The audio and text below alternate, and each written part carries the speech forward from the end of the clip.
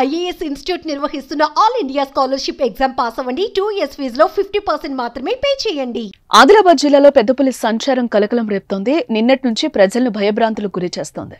శనివారం ఉట్నూరు మండలం వంకతుమ్మలో పశువులపై దాడి చేసిన పెద్దపులి నిన్న లాల్డిగ్డీ సమీపంలో సంచరిస్తోంది. రోడ్డు దాటుతూ ఉండగా వాహనదారులకు పెద్దపులి ఎదురైంది. పులి దృశ్యాలను వాహనదారులు సెల్ ఫోన్లో చిత్రీకరించారు. ప్రస్తుతం పెద్దపులి జైనూరు మండలం వైపు వెళ్లినట్లుగా అనుమానిస్తున్నారు. ఇక పెద్దపులి సంచారంతో ప్రజలు అప్రమత్తంగా ఉండాలని అటవీశాఖ అధికారులు హెచ్చరించారు. చీమ్ నాయక్ తండా నాగ్పూర్ సరిహద్దు ప్రాంతాల్లో పెద్దపులి పాదముద్రలు కనిపించాయి. దీంతో గ్రామస్తులు బయటకు రావాలంటేనే భయపడిపోతున్నారు.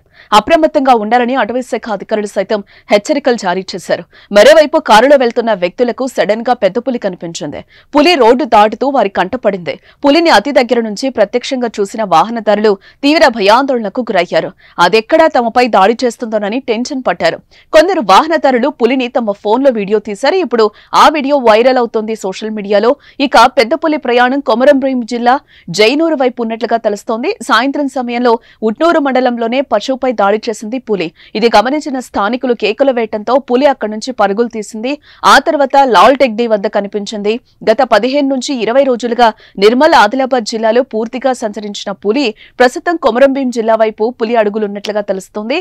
జైనూరు మండలం ప్రజలందరినీ ఫారెస్ట్ అధికారులు ఇప్పటికే అలర్ట్ చేశారు. పులి రాత్రి సమయంలో సంచారం చేస్తూ ఉండడంతో వాహనదారులు జాగ్రత్తగా ఉండాలని అటవీశాఖ అధికారులు హెచ్చరిస్తున్నారు.